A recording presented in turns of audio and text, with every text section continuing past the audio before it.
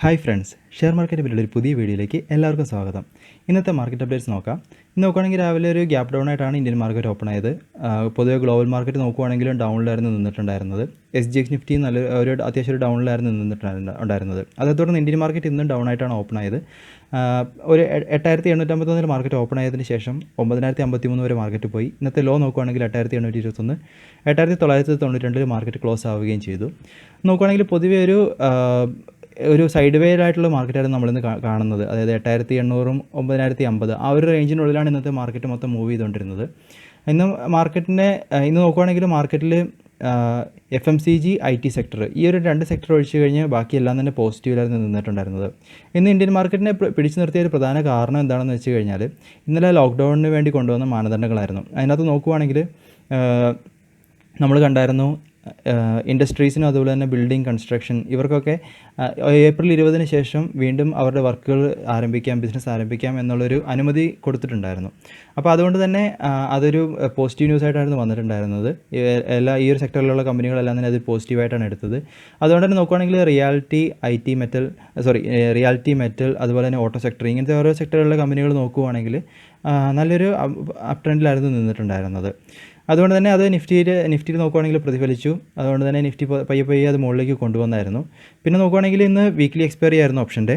അപ്പോൾ ഇതൊക്കെ കൊണ്ട് മാർക്കറ്റ് ഇന്ന് വലിയ താഴേക്ക് പോകാതെ നിന്നു. ഇന്നത്തെ നോക്കുകയാണെങ്കിൽ ഗ്ലോബൽ മാർക്കറ്റിൻ്റെ എഫക്റ്റുകൾ ഒരുപാട് ഇന്ത്യൻ മാർക്കറ്റിലേക്ക് വന്നിട്ടില്ല എന്ന് വേണം നമുക്ക് കാണാനായിട്ട്. പിന്നെ അതിനകത്ത് നമ്മൾ ഇനി ഒരു 1 ഡേ ചാർട്ടിലേക്ക് നോക്കുകയാണെങ്കിൽ നമ്മുടെ ആ ഒരു 9100 എന്ന് പറഞ്ഞ ആ ഒരു റെസിസ്റ്റൻസ് ലെവലിന് ഇപ്പോഴും നിഫ്റ്റി ചാർട്ടിൽ ബ്രേക്ക് ആയിട്ടില്ല. ഇപ്പോഴും ആ ഒരു ലെവലിൽ 8900 9000 ആ ഒരു റേഞ്ചിൽ തന്നെയാണ് മാർക്കറ്റ് നിൽക്കുന്നത്. അതുകൊണ്ട് തന്നെ ഇവിടെ നമുക്കൊരു കൺസോളിഡേഷൻ അല്ലെങ്കിൽ കൺസോളിഡേഷനിലേക്ക് പോകുന്നു എന്നുള്ളൊരു ഡിസിഷൻ പലരിലേക്കും അല്ലെങ്കിൽ ആ ഒരു മൈൻഡ് സെറ്റിലേക്ക് ആൾക്കാർ പോകുന്നുണ്ടെങ്കിൽ ഒന്ന് അലേർട്ടായിട്ടിരിക്കുക. കാരണം നമുക്കിപ്പോഴും മാർക്കറ്റിനെ പറ്റി അതുപോലെ തന്നെ ഗ്ലോബൽ ലെവലിലുള്ള കൊറോണേൻ്റെ ഇഷ്യൂവിനെ സംബന്ധിച്ചിടത്തോളം നമ്മൾക്ക് ഒരു ആശ്വാസകരമായ വാർത്തകൾ അധികം വന്നിട്ടില്ല. നമ്മൾ നോക്കുകയാണെങ്കിൽ യൂറോപ്പിലൊക്കെ നോക്കുകയാണെങ്കിൽ ആ ഒരു കൊറോണയുടെ ആ ഒരു പുതുതായിട്ട് റിപ്പോർട്ട് ചെയ്യുന്ന കേസുകൾ അതുപോലെ തന്നെ ഡെത്ത് റേറ്റ് ഇതൊക്കെ ഒരു പീക്കിലെത്തി ആ ഒരു ഗ്രാഫിലൊരു കർവ് വരുന്നു, പീക്കിലെത്തിയതിൻ്റെ ഒരു സൂചനകൾ തരുന്നു എന്ന് നമ്മൾ കാണുന്നത്. അതായത് പുതുതായിട്ട് കേസുകൾ അധികം റിപ്പോർട്ട് ചെയ്യുന്നില്ല എന്നുള്ളത്. അപ്പോൾ അതൊക്കെയെന്ന് വെച്ച് കഴിഞ്ഞാൽ നമുക്കൊരു ആശ്വാസകരമായ വാർത്തകളാണ്. അതൊക്കെ ഒരു ഗ്ലോബൽ മാർക്കറ്റിൽ ഇപ്പോഴും പ്രതിഫലിക്കുന്നുണ്ട്. പക്ഷേ എങ്കിലും നമുക്കിപ്പോഴും ഒരു മാർക്കറ്റിനെ നമുക്ക് ഇപ്പോഴും ഇവിടുന്ന് മുകളിലേക്ക് പോകും എന്നുള്ളൊരു നമുക്കൊരു കൺഫർമേഷൻ എടുക്കാൻ പറ്റത്തില്ല. കാരണം ഏത് സമയത്ത് മാർക്കറ്റിൽ നിന്ന് റിവേഴ്സലിലേക്ക് വരാനുള്ള സാധ്യതകളുണ്ട്. ഇനി അതിനുള്ള വേറൊരു കാരണം നോക്കുകയാണെങ്കിൽ നിഫ്റ്റിയിൽ നമ്മൾ ഇപ്പോൾ ട്രേഡ് ആകുന്ന വോളിയം നോക്കുകയാണെങ്കിൽ ആ ഒരു കഴിഞ്ഞ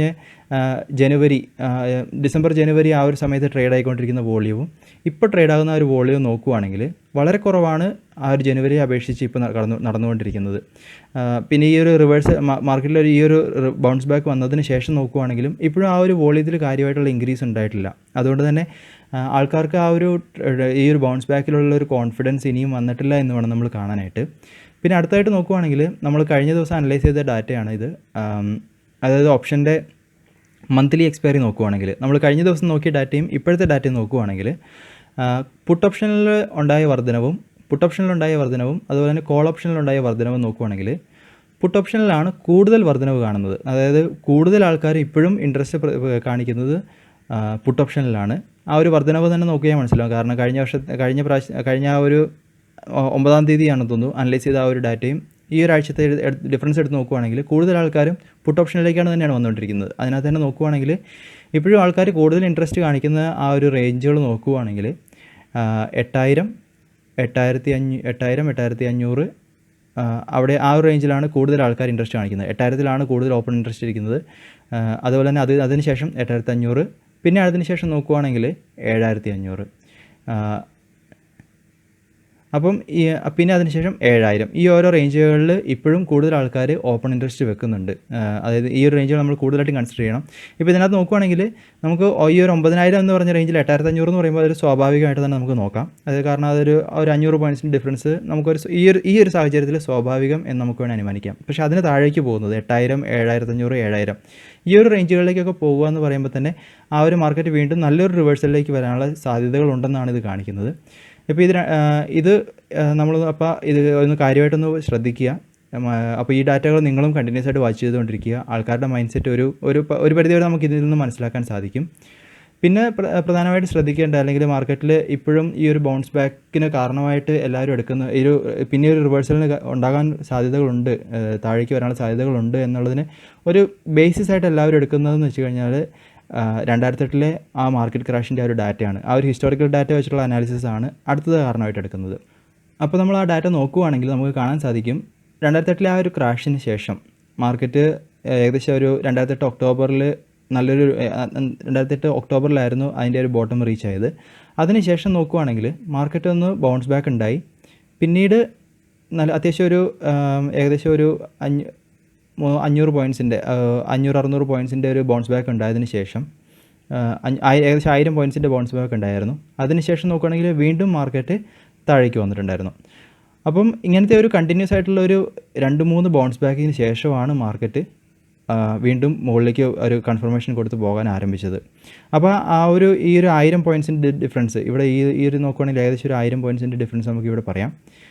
അതുപോലെ തന്നെ അടുത്തൊരു ബൗൺസ് ബാക്ക് നോക്കുകയാണെങ്കിലും അതിനകത്തും ഏകദേശം ഒരു 600-700 പോയിൻറ്റ്സിൻ്റെ ആ ഒരു ബൗൺസ് ബാക്കിൻ്റെ ഒരു ആധിക്യം അത് കുറഞ്ഞിട്ട് പിന്നീടാണ് മാർക്കറ്റ് വീണ്ടും അപ്പിലേക്ക് പോയത്. അപ്പോൾ ഇങ്ങനത്തെ ഈ ഒരു ഹിസ്റ്റോറിക്കൽ ഡാറ്റയും വെച്ചിട്ടാണ് പലരും പറയുന്നത് വീണ്ടും ഒരു റിവേഴ്സലിനുള്ള സാധ്യതകളുണ്ട്. അതുപോലെ തന്നെ നമുക്ക് ഇപ്പോഴത്തെ കറണ്ട് സാഹചര്യത്തിൽ നോക്കുകയാണെങ്കിൽ നമുക്ക് അതിനുള്ള സാധ്യതകൾ ഏറെ ഉണ്ടെന്ന് കാണാൻ സാധിക്കും.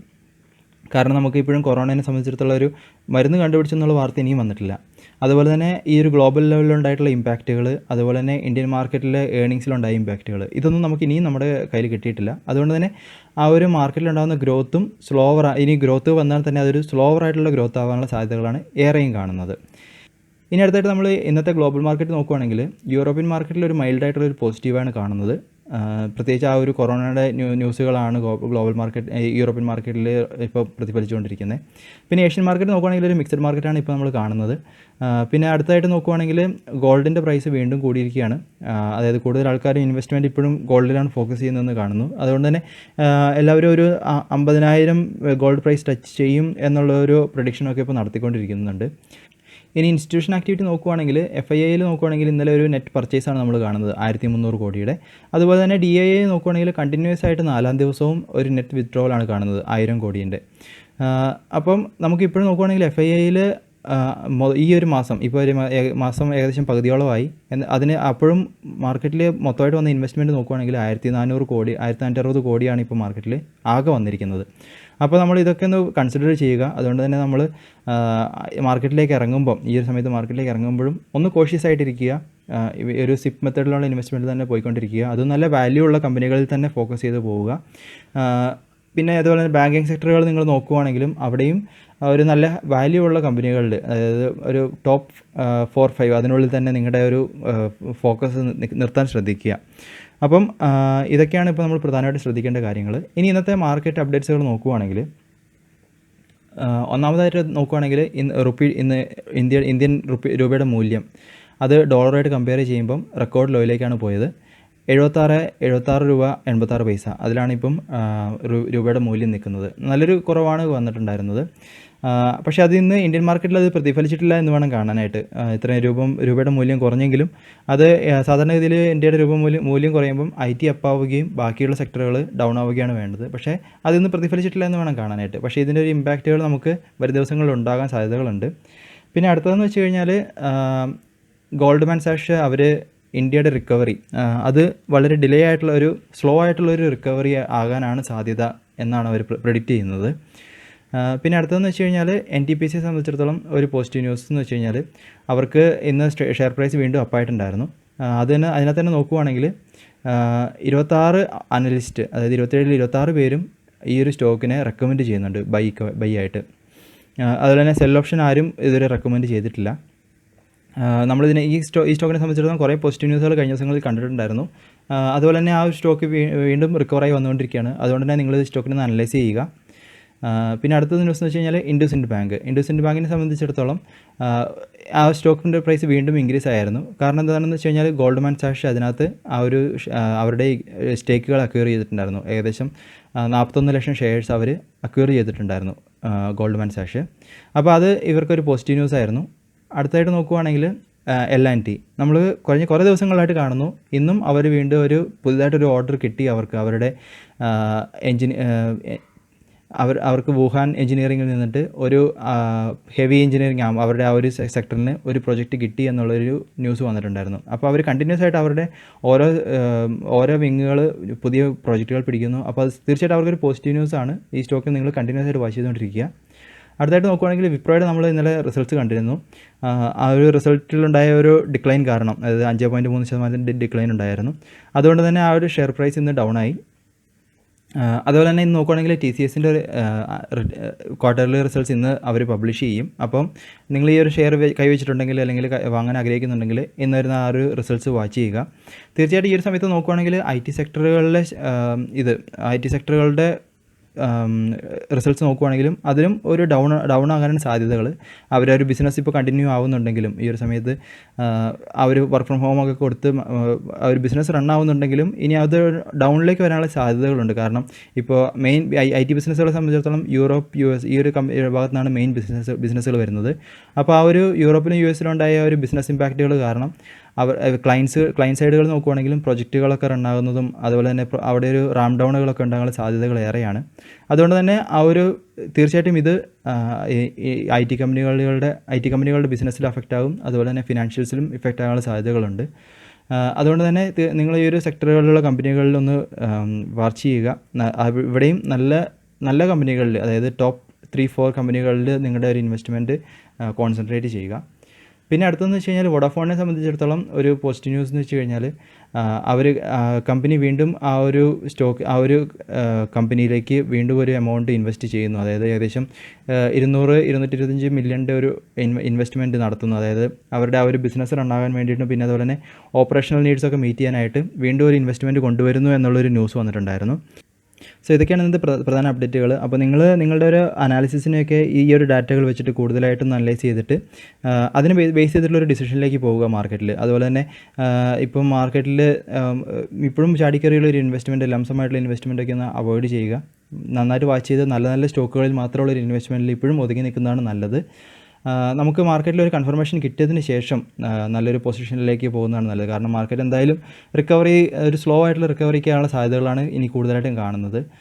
ഇനി വരാൻ പോകുന്ന ഒരു സ്റ്റിമുലസ് പാക്കേജ് ഒരു എക്സ്ട്രാ ഓർഡിനറി ആണെങ്കിൽ മാത്രം, അത്രമാത്രം നല്ലൊരു സ്റ്റിമുലസ് പാക്കേജ് ആണെങ്കിൽ മാത്രമാണ് പിന്നെ റിക്കവറി കൂടുതൽ ഫാസ്റ്റർ ആവത്തുള്ളൂ.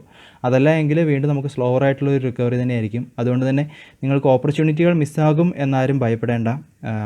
നമ്മളൊന്ന് സാവധാനം ഒരു ഇൻവെസ്റ്റ്മെൻറ്റിലേക്ക് പോകുന്നതാണ് നല്ലത്. അതുപോലെ തന്നെ നിങ്ങളും കൂടുതൽ അലേർട്ടായിരിക്കുക ന്യൂസുകളിൽ, അതുപോലെ തന്നെ അനാലിസിസിലൊക്കെ സ്ട്രോങ് ആയിരിക്കുക. അപ്പം നമുക്ക് കൂടുതൽ വീഡിയോകളായിട്ട് കാണാം. അതുവരെ this is Tony signing off.